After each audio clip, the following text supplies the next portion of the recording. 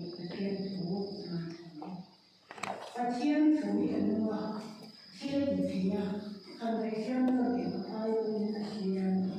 那里好多过来请节方或者请节啊，听路来过来，动作很快的过去看看。everything 不如张所，就另外是的。啊，都不要说那话嘞，啊，怎么样？出来讲自己听明白。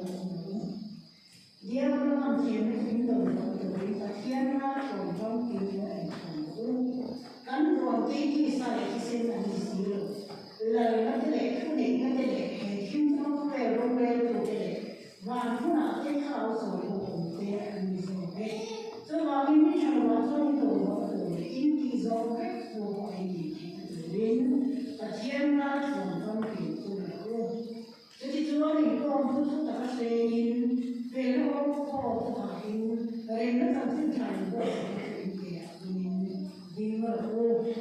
trên sân đầu có đi nó khó là mình rồi số phải cái dòng không in sân đầu nó không thảo nên nó là thiên thủ là trong tay này thì nó chỉ lên những cái quân của thảo trong trái in cho nên có mà cho mình theo mình dùng trong cam cho nên ngoài đặc biệt Dia itu ingat Jangan cinta, itu bahasa musuh, jangan sungguh kalian akan mencintai. In anjingkan, in kau ingin apa? Anda. In itu bukan mati tuan, anda cuma. Cuma tuan, lain orang bukan yang ingin semua ini. Cuma nampak itu, aku mati orang India. Ada yang kalau nampak, kalau itu ini maknya orang macam ni, kau ini. Ni kau ini siapa?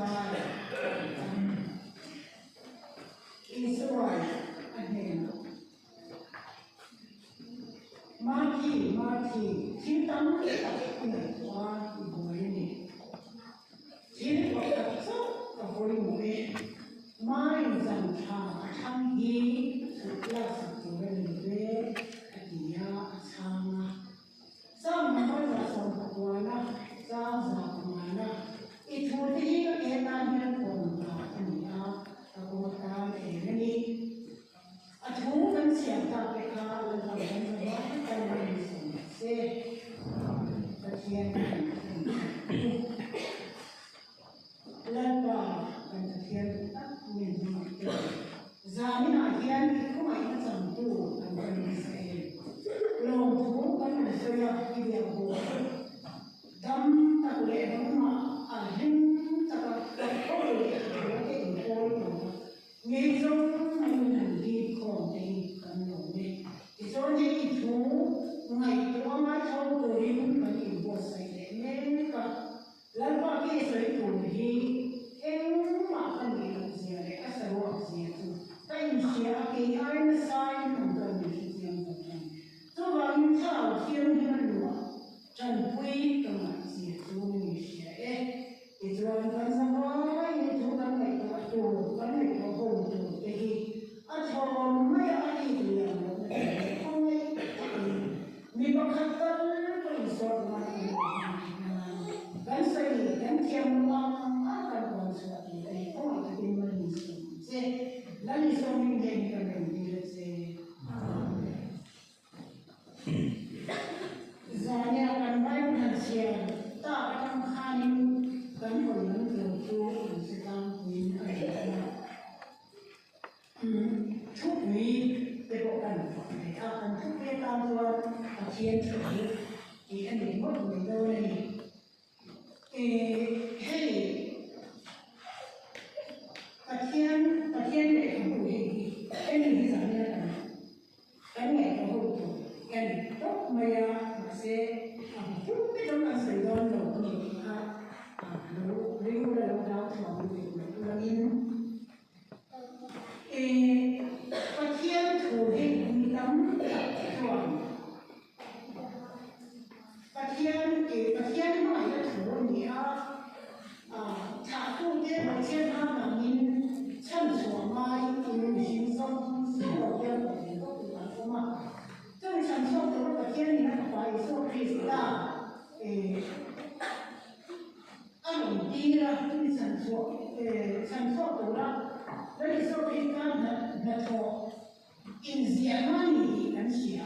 但是按因靠看的不要能写嘛จะ看的不能写没有就按你评论的，就做个摆动呢天里面嘛那里考虑的问题按你评论没有这里按你实习美国最年老，美国最年老，全国都老，美最年老人家以前做咩，我美国年老的当这个人养的个时候，没有就是点名还敢买日的美的，一个老的好老么样，一大家。Rindu kan Tuhan dan biar cara alun kuin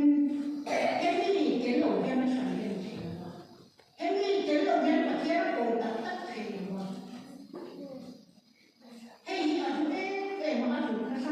sampai kau soi tu dua ni kan bantu minggu tu bantu soi tu entah mana itu dia kita jual ni tak kena tahu dia minta kan ada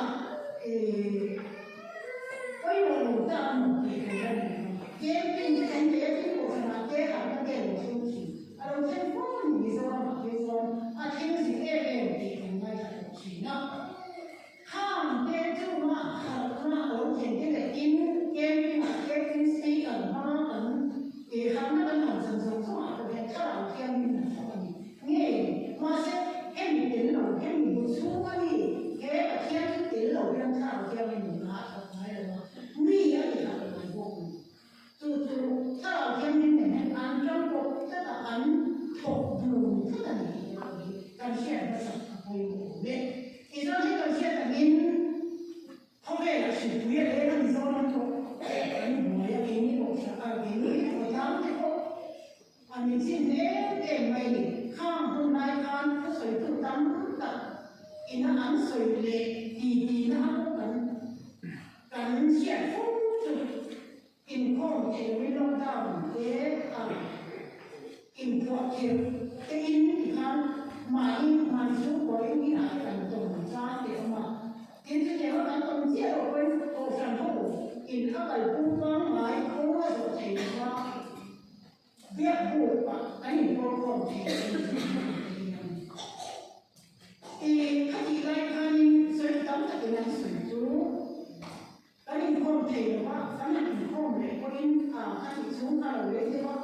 กันโดนขากันสาวว่าอินคงคุยกันทราบจัดหรือว่าต้องเห็นเรื่องว่าอย่างนั้นกันสาวกันมุ่งตัวกันต้องสาวเล็กไม่เด่นที่ชินถ้าอีกคนเอกใหม่ก็ต้องโกสังโฆกันอินคงกันเรียนอินคงเด็กก็หมดเสียที่นำตัวคน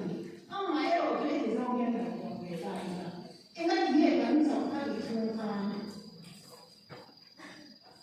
ท่านอีกช่วงการนึงเหตุไว้ผู้อื่นกันหนุนนะครับกันโจ้กันชันเล่นตัวกันปวนตัวกันไก่ตัวยิ้มจอมตู้ตัวไอ้กันโง่ตั้มโลดีอย่างที่อาเจียนเองเลยเสีย这叫为什么现在做人，一打做人啥的那个人，我们那个人，好嘛，赶紧啥，叫那赶紧做，叫那拿点赶紧过来来做，做路我按路边的嘛，这说赶紧一啥种，那规模那就按头了，按没有做，给嘛那天图都得那里。trong bài quy chủ lệ thiên của nó mong ông mà đi cái này nó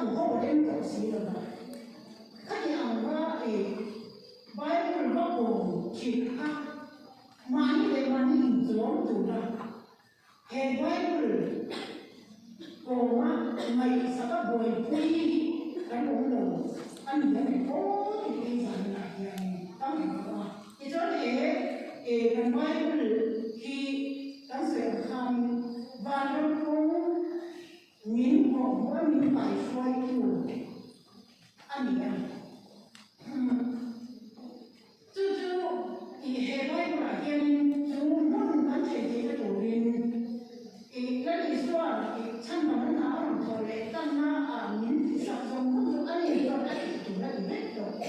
anh ấy chủ là gì biết rồi không được bỏ qua thành quan nhét bài tiền không về sẽ tăng na mà cái về đó chúng ta rồi mà nó xì rồi cho vào cho nên chúng ta tăng na tăng cố nó tăng về bộ nó rồi in để thế có về là bộ thành công thế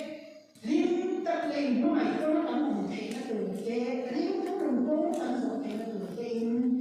tin từ để ăn xong từ thứ để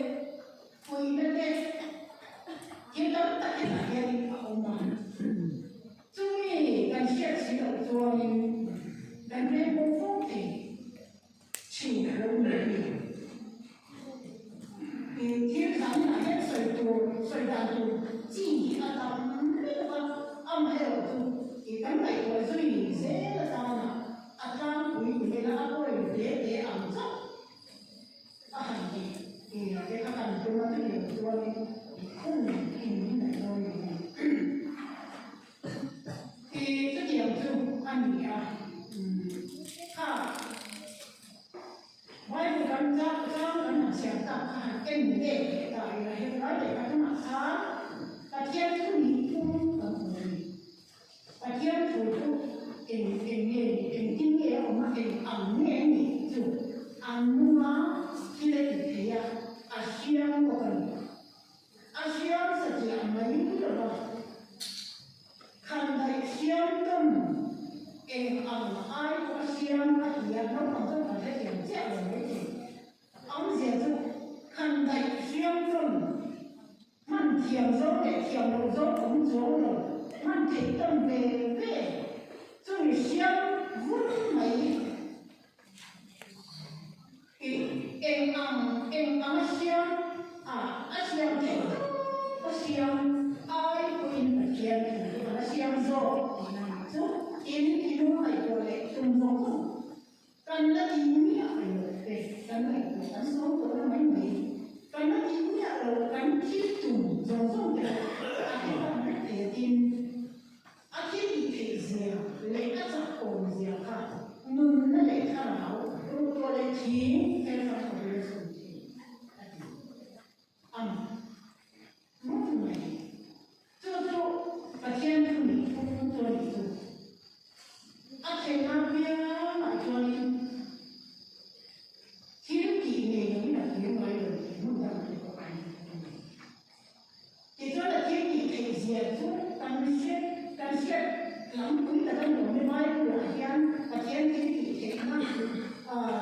ví dụ tăng xét bằng phố là nhiều và thiên kỷ thể là tôi bấm nó sẽ là cần từ vài đường dễ sẽ dùng là cho nên thiết xiển thủ quan của người sinh cái đầu thủ in xiển thủ in xiển em cũng nắm cái dòng cáo để người và như để khai áp gì túi muốn em tím mà chỉ để mau về rắn xả rắn in lên cái đầu dòng hiện về thua gì cũng rất này khi thì tôi đang gọi người sẽ tiếp tục sự xem món đồ thì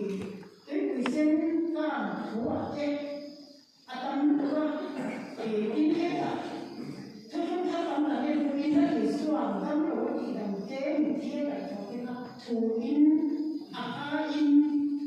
thủ thuộc và các mong chỉ anh ra cái tiền phúc chuẩn kia là thế này cái mà nhà nhân kia là thế này anh mình thì đối mặt của thầy là những gì căn sẽ khác để lúc sinh tồn đàn chỉ là tấm quê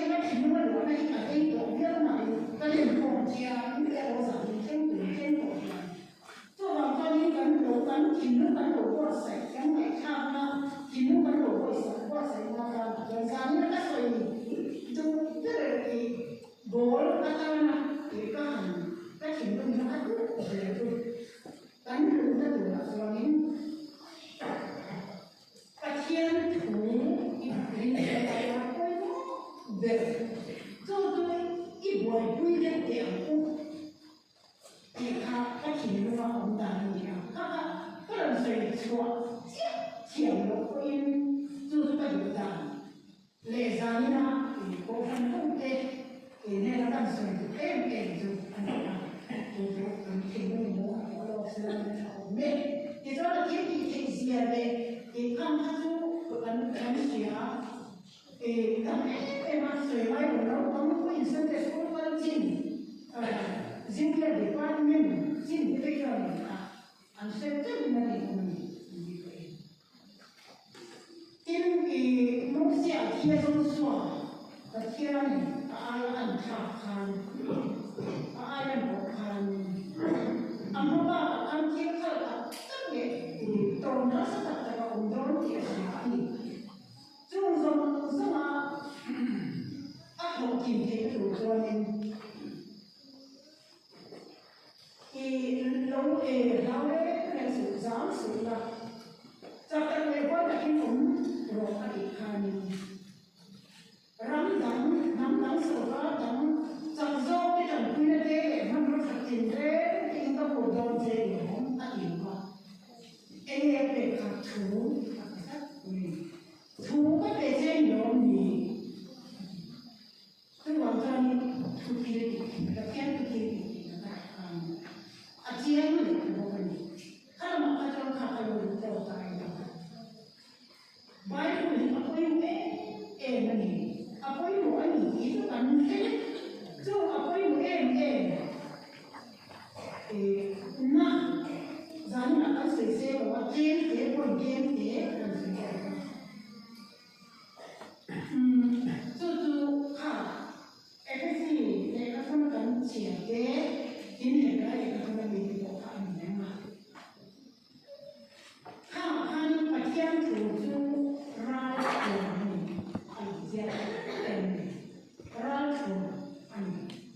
phát hiện ra thủ con kim mình thủ thân thân nó không biết là muốn nam phát hiện thủ thở muốn nam sẽ có nam nghe nên nam có vẻ là thiên cái atoi thì nó vẫn xảy ra cái tu phát hiện để sẽ ra nhiều hơn mình có vẻ là cái mà mình thì lại cái mà mình chỉ muốn số lệ trả cái đó nó là cái số những cái vấn đề có cho ta cho những cái đầu tiên in lần đầu tiên này anh cũng có tin mà anh cũng có cái xe cái tức là trong cái nhìn thấy nào là gì anh cũng em một điều này luôn tức là cho những yên đâu luôn là đâu từ lên cái này cho cái gì anh sẽ làm rồi này chú ý trong cái này thì với một em biết về cái này thì chú kể bài nó trong rất nhiều lần gì đó chú bằng rất hay trong khả năng thì đâu có nghĩa là hiện gắn qua sự cảnh trả gắn đầu kết nghệ gắn ra đổi gắn hết là phải sẽ ra là nghệ đủ gian có nghĩa là thiềm nó phim nó xa về kết đề em bên nó là về kết đề hậu là về kết đề thô hô nó là về kết đề cũng gì này và thiên phú triệt hiền và thiên phú triệt tầm đồng hành gắn nghệ cho nó ra những cái gì cần thả thầm theo mình cho ta cho những cái tổ để ta thoát cho nên đủ cho nên tham gia cắn là bây giờ mấy thành công mà tức là cho nên các sự việc là ăn được một xíu ăn được để cho các thiên thủ gì ra thành linh thủ ra thành cái dân vì đa sản hóa ai hiện doan giống như anh không đủ với đa sản anh em biết cho nó được không mà em nghe anh ngủ anh đi doan còn mãi ở phái đến là sống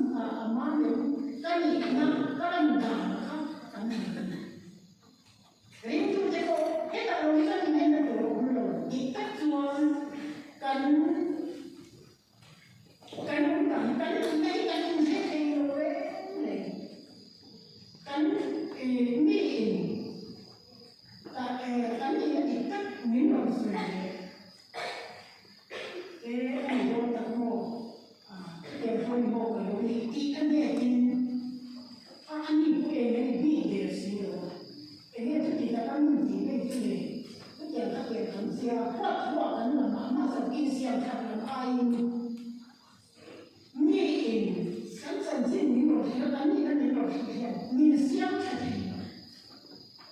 cắn ở con chú ấy cắn bồn ra là trên là chú rồi là con mỹ cắn chú phải thế cắn sai một cắn đặt theo ấy một cắn để rồi để vào rồi nó không nhỉ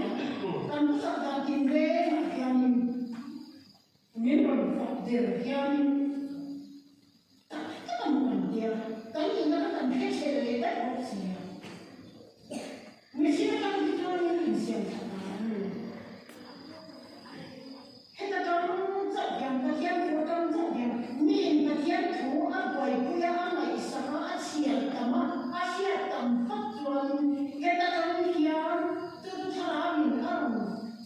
trần của nhà thì mua cái ta trong kia mình ăn gì đi tất Asia cái mà về thế mấy người có gì có ai còn quay được cái chuyện nó có thể thì mình sẽ có ổn định là cái mà nó là đầu tiên tầm về tiết kiệm quên như thế mà ai cái mà cái chút này và kia là cái chút em mà cái điều gì cái chút này cho nên sẽ cái chút các bạn sẽ lấy các nào cái mình làm các bạn muốn quyết định chọn nhiều cái cho mình rồi có những phẩm nhá em thảo nói biết được thì cái gì nhưng mà lên thì lên thảo thì giáo thảo thì không có những phẩm nhá mình xem sẽ lên đầu rồi cái này thì các mình sẽ hiểu cho bằng thân kể vai con giáo thì đấy có cái nào đó là cũng sùng cái này sẽ thì cái này thì tất cả sẽ nó có thể hiểu cho mà nó bị xóa nghe nó là không sợ mà cái mà nó em mà em thì gì rồi tôi kiểu là em mà nó đánh thì gì anh sẽ tốt rồi anh ấy đi tập thì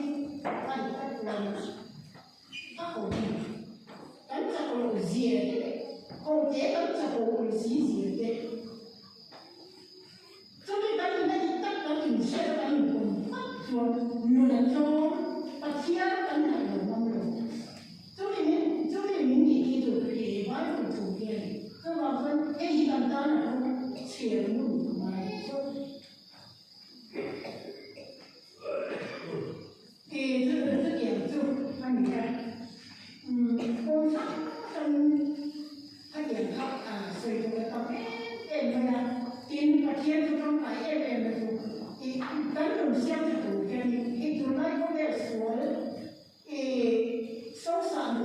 buôn nào kia mình thì xem xuống của cái bộ tầm cái này một line là cái này thì chỉ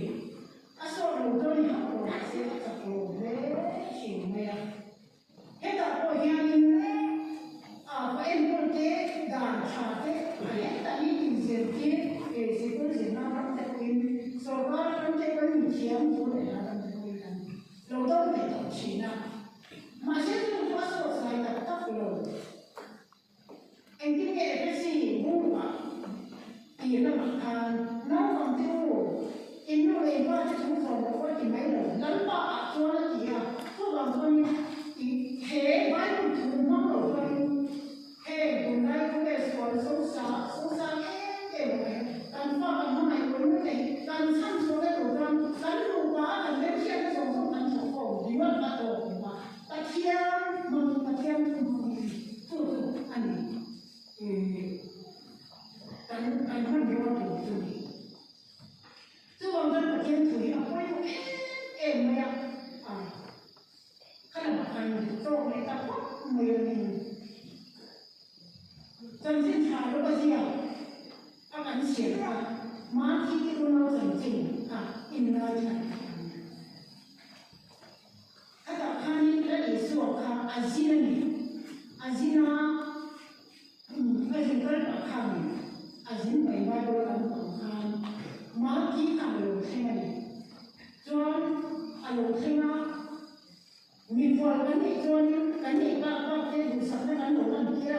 xong mẹ tuy đây thì tôi trả cái đầu thuật cần tôi chỉ là ăn đồ thì chỉ vô cái gì mà khi có cái điểm thì nghe tôi là kỳ xua alo ta xem ta alo này in ano was này tụi này cái hóa là có lại tụi ta cho mai để mai thi một trăm cái cái tôi đâu một trăm mai thi cần lấy một chỉ thì mà tôi có thấy nhớ một người rồi lấy một cái lúa thì ngày sau đó xong một người nào mà sẽ khác thầu nhiều bên mà với một lượng nhiều bên ông lâu mai rồi ta sao thua mà khi cô khăn thì tay xong thì mà sẽ các nhà bác anh đã chú mai thả các ổn định một năm anh đi đến một cô đã bồi trên thì các anh đi đến rồiแล้วก็ให้ตัวเราเอาไปใส่ตามาเสียเลยมาที่ตั้งแต่ที่ไหนตัวอีกไว้ค่ะที่ไว้หมดก็ต้องขัดเจ้ามันเองคือที่จะขัดเจ้าของมาอยู่ที่ทำที่หลักสัตว์ตัวไปเลยที่รู้ที่ไหนไม่มาที่ตั้งครับ所以呢，就我谁呢？我得报给我看，要啥呢？一个大那么多的程度，后面那个农村民，跟你说，你做的有人工资了，领导农那边嘛，按照工资高了，有工资了，我说老银砖，我看你来我了嘛呀，我们地嘛呀，nó thành dễ dọn, biết tính sắp tế, bầu sang là chín cuối của lũ tập, để mà dân sinh thật quan trọng cho con lũ con. Dù miếng thì tụi ông ấy tụi tôi để thổ lồng, để lồng máu, các điểm khăn hẳn chi rồi, xong bầu sang chế về nó rồi, xong thì ra như là con bầu sang activity, thì như là cả, còn chưa thành cái đồng hồ. Bầu sang activity thì tụi nó tắm ra trên cái phần thân của mình, activity sinh tâm lý, thì trường nó thành được mà nó không phải là tâm đầu tiên là không thể nó sẽ dễ như gắn tầng mai sự thật. Thì cái gì chứ anh nghĩ không? Hết cô phần sẽ về nó để gắn đồng bồn này, cái đồng bồn này, thì nói với một nó về kan dia akan juga bangun kan sambil berdoa kan pulau ni kan dia bangun kita tu soalnya kalau beda anda kan dia kata ini kita berdoa dan semua yang tu ada bukan saya lama asal sebenarnya kita tu nak saya tu ni orang orang dia cakap nak aktiviti sambil ni pagi lomai kan orang anh lệ lồng của anh lệ ở trong rồng bồn mà sống ẩm thổ cái gì chỉ vì ít ẩm thổ chỉ vì thổ thổ ra ít chỉ vì ẩm nhân thì nó là ở mai ẩm chỉ vì từ căn sợi được mà chỉ là mà đi sản phẩm khác vì sao cái là ông mà thua mai thả thằng rất là một sự thẳng thắn thế vai một thú thì nó là sản cái này chú ý cái này sắp đến xí rồi đó rồi có chú xí nhá tất cái có xí nhá rồi cái có cái gì rồi có chú thiếu rồi cái có cái sôi thì cần chết thế mà cho nên mai in thế thổ lộc ngân hàng cũng gì cái có chủ đúng nhà lầu in phong có chủ đủ lầu thọ lầu có quái thảo em tím bên của mình là tôi chẳng dùng xong rồi cho nên nói cái gì mà sẽ là chúng mình đã đổ mấy thế cần nói con thú chia tấn xí đầu đấy đuổi quý nhà đầu đấy chúng mình đã in mà ngày nó có cái đầu chúng ta còn lấy hàng sợi đốn qua thì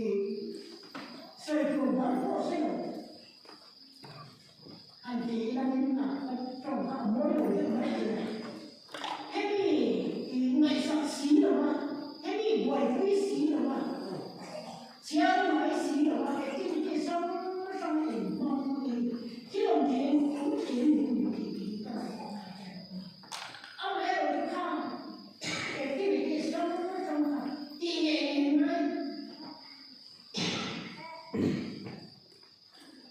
mai cái một cái thực sự hay thế là được rồi anh sẽ hiểu lên anh nhìn con của anh đi anh lại ở trong mà sao cái là quý một là cái anh ta chiến thủ cái mai cũng thủ đi được chỉ là mình quý là anh thủ rồi là cái đó thì hết ta nhìn là chúng ta cái sống anh đi thủ rồi anh hết giờ nó hết đi lấy nhìn mà cái mình quay cái thứ này hết đi được chỉ là mình quý thôi mà cái sống thì anh không rồi là anh đi mà rồi cái rồi là anh không thể cho nên là cái gì nắm tổng chúng ta phải nắm ngay sau mình xin đầu anh thì rất là kỹ ngay sau để xem xin đầu không có tùy về nhé thì anh có về tôi chèo làm mì chung mùi bộ hắn mùi mà tôi nói bộ hắn là mì bộ hắn phụ là để cái mà mì đang rất bao rồi mà ăn đúng ra đi lại em tôi không có về chúng mình tôi không có đánh đồng còn bên xong này nó sẽ rồi in thôi là chúng mình đánh về alo lo cái mà mình ta nhé tôi không lên được cái điều cho mình gắn mà thiên thủ thì nằm bất qua là mai ở hai cho nên gắn thì bắt đầu chi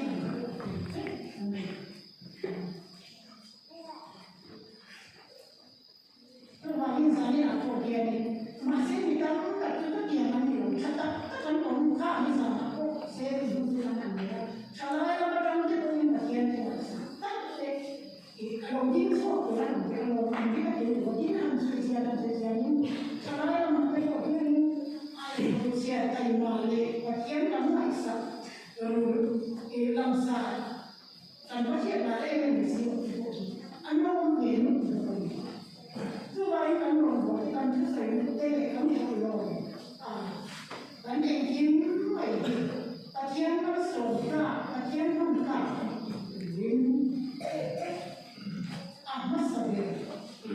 masa gover masa serani bagian rato ani